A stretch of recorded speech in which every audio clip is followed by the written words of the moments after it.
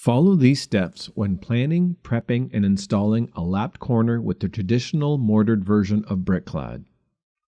To calculate the total length of the corner brick, add half the length of the brick plus 3/8 inch for the mortared joint plus the thickness of the brick. Add this together to calculate the total length of the corner brick and cut them to length.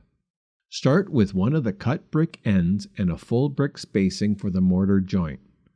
Alternate the corner every other course to lock the corners together while maintaining a half bond.